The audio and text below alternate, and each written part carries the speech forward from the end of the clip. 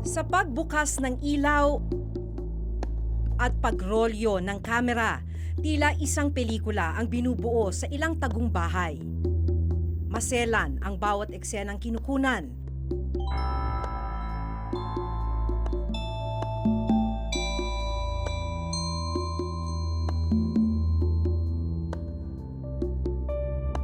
Kung minsan kabilang sa mga eksena ang aktwal na pagtatalik ng magkapareha.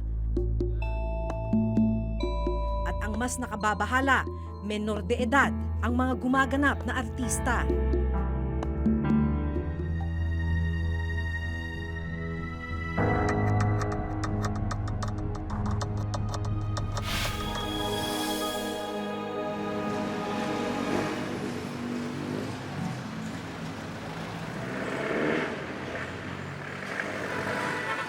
Labing-anim na taong gulang si Crystal, hindi niya tunay na pangalan.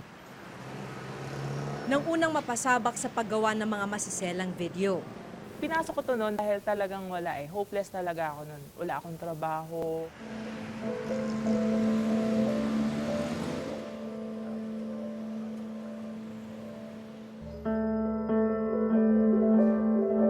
Una raw siyang pumasok bilang isang model sa isang talent agency. Ang unang alok daw kay Crystal ay gumanap na extra sa isang indie film. Pero laking gulat raw niya nang ibang eksena pala ang kukunan sa kanya. Ang sasabihin nila is, o extra ka lang dito. Kunwari, ikaw kapatid ni ganyan, ng ganito, ng artista. Tapos, pagdating na doon, sa kakaisasalang, o may bed scene ka. Wala sa usapan eh. Bakit, diba? Tsaka ganito lang yung bayad sa amin. Pinapasok ko pa rin kasi extra income. Si Jay, hindi niya tunay na pangalan, isa raw sa mga inupahang maging cameraman sa lihim na proyekto. Kwento mo lang, ano yung kalakaran niyan? Paano nila ginagawa? Nag-start kami sa pagkukuha nila ng babae sa iba-ibang lugar. Nagkikita-kita na lang kami sa isang place, bahay, or province. Hindi rin kami magkakilala. Then doon na lang namin makikita yung scripts na ginawa nila kung paano gagawin yung shoot namin. Minsan nagugulat sila, hindi nila alam na ganun yung eksena ang gagawin nila, na akala nila eh patwitams lang sila or kung anong video lang yung kukunin sa kanila. Alkohol lang ba o minsan binibigyan sila ng drugs para kayanin nila yung eksena? Kung sa makikita niyo sa babae, nagiging halos wild siya eh. So kung kukunan ka ng camera ng ganong eksena, kung baguhan ka sa ganong eksena na may nanonood sa iyo, may gagalaw sa katawan mo para may makita yung mga masela mong parte, hindi ka makakagawa nun kung wala ka rin karga. Kapag languna sa alak at droga ang mga magsisiganap, saka raw sisimulan ang pagrolyo ng kamera. Kalimitan ho kami probinsya, bahay lang. Mag-anak, may shoot lang kami. Ang tema ng shoot namin is mag-asawa na kumaliwa yung lalaki, nagkaroon ng ano. Pero pagdating sa bed scene, hindi na nila alam na may ginagawa kami sa taas. O sa kwarto kung saan kami mag-shoot ng bed scene. Ilang taon tong mga talents nyo? Yung pinakamabata naming nakunan is 15 years old hanggang sa naging 16 years old siya dun sa kalakaran na ganyan. Nung una, nabababuyan ako, syempre. Naawa din, syempre. Kasi syempre, bakit ko kailangan gawin yun? Eh, hindi ko na, kumakain naman ako ng 3 beses sa isang araw. Depende raw sa gagawing eksena ang halaga ng ibabayad sa mga artistang gaya ni Crystal. Ano nangyayari? So, pag dating doon sa location, doon na lang sila alokin na kung gusto mo, para mas malaki yung kitain mo, lagyan natin ng penetration, mas dodoblehin namin yung price mo. O kung gusto mo, i-triple natin. Hanggang sa pumapayag na lang yung babae. Noong time na yon, extra lang ako. Sa isang pelikula is 1,500 lang yata yon. Tapos, yung pangalawang pelikula ko, 2,000. Aabot naman daw ang bayad kay Jay ng mula 7 hanggang 10,000 piso.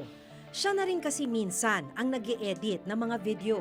Yun yung gusto kong malaman. So, pag na-shoot nyo na, anong sistema? Kunyari, pagkatapos nyong i-shoot.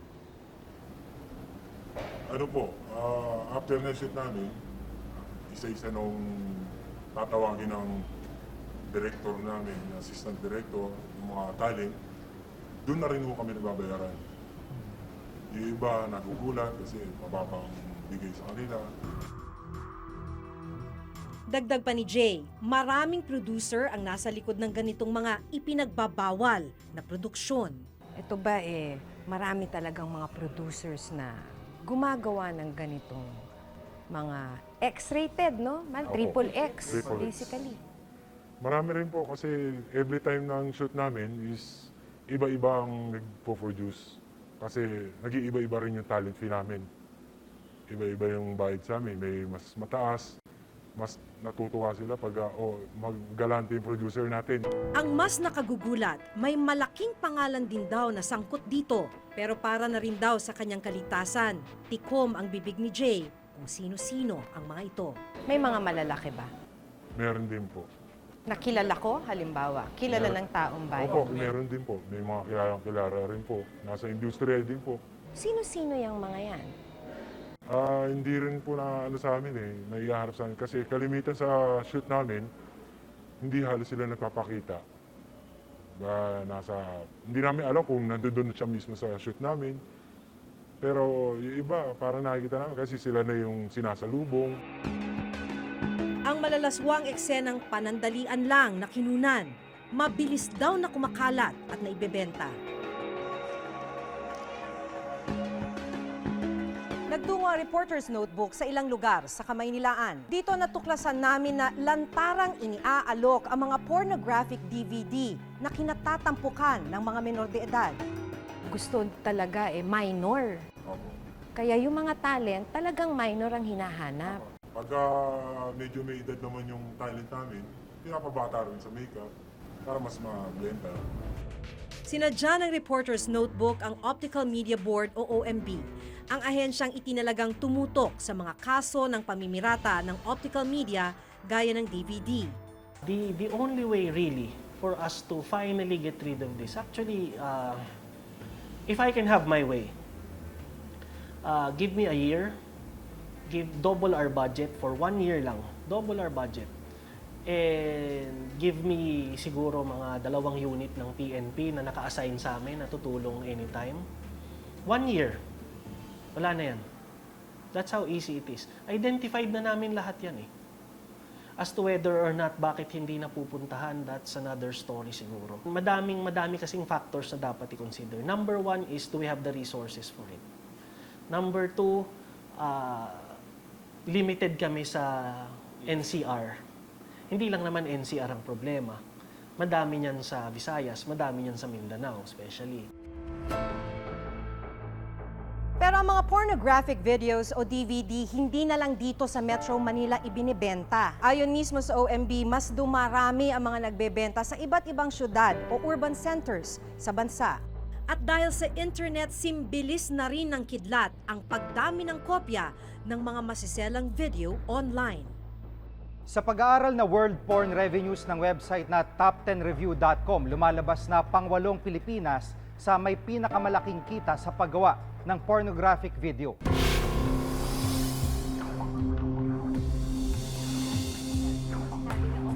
Walang takot na inilantad ng 23 taong gulang na itatago namin sa pangalang Crystal kung paano siya minsang napasok sa kalakaran ng paggawa ng porno at kung paano nambibiktima ang ilang producer nito. Ayon sa nakausap naming cameraman na itatago namin sa pangalang Jay, mula 2 hanggang 3 proyekto may ganitong tema ang natatanggap niya kada buwan. Saan pinapalabas? Mayroon po sa Maynila, sa probinsya, sa mga sinihan, yung iba. Dinedeliver. Opo. Sa imbakang ito dito sa OMB, libo-libo ang mga nakumpiskang DVD na ang ilan naglalaman ng mga masiselang video. In terms of amount, usually we put an estimate of around 500 sacks. So, Say mga 10 to 12 million siguro. May pagkakataon raw na umabot sa 30% ng mga nakukumpiska nilang mga DVD, pornographic ang laman. Pumutok yung mga scandals na uso dati. So ang dami namin nahuhuli.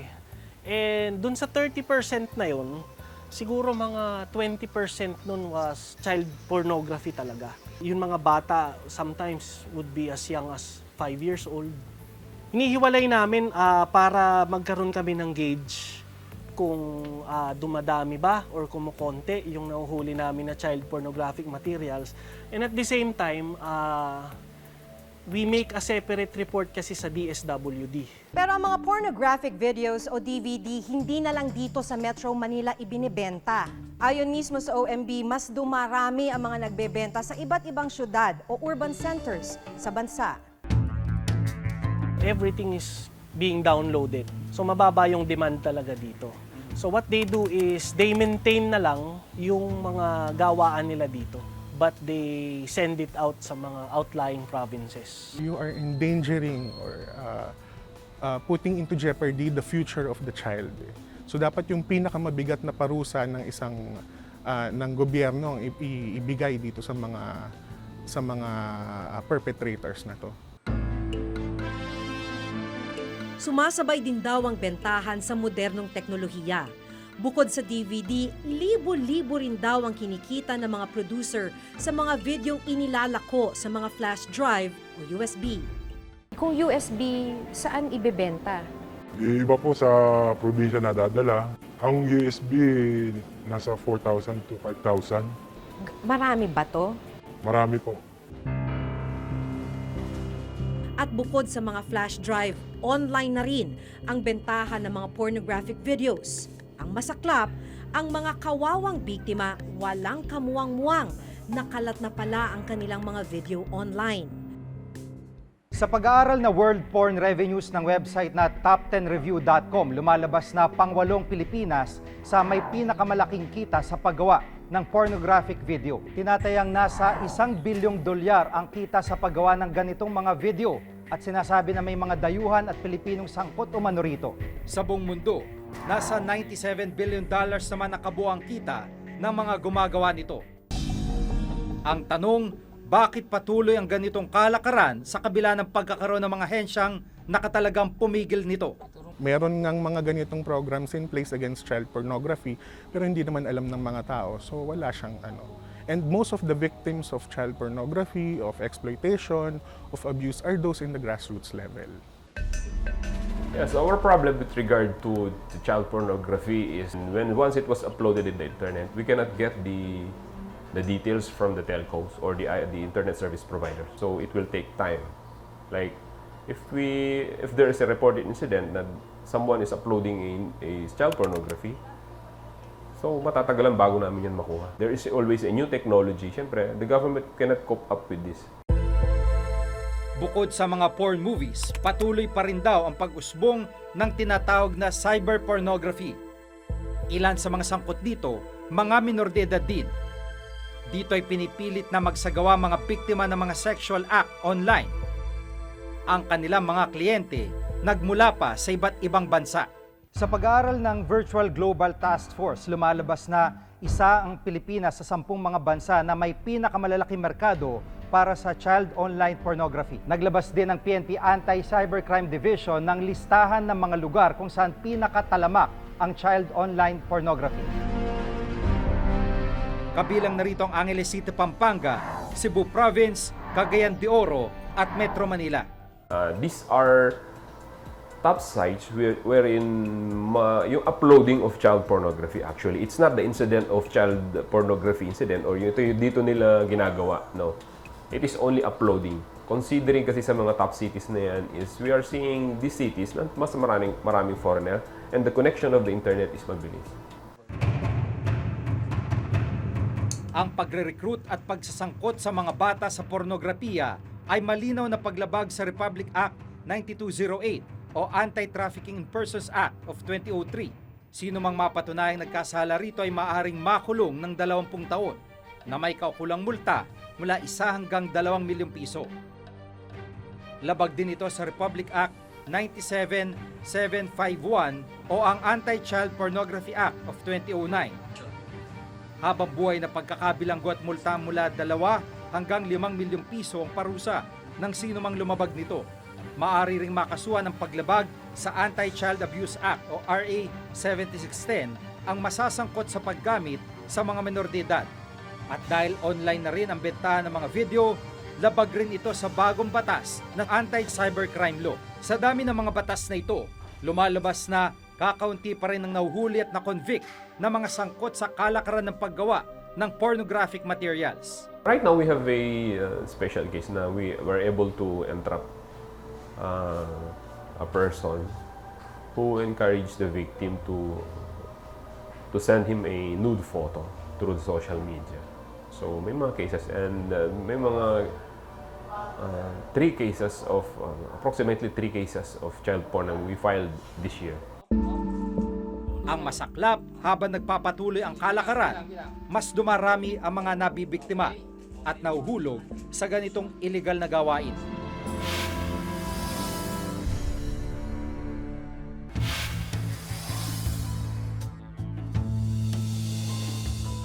Sa ngayon ay nakakalas na si Crystal sa kalakaran ng paggawa ng mga masiselang video.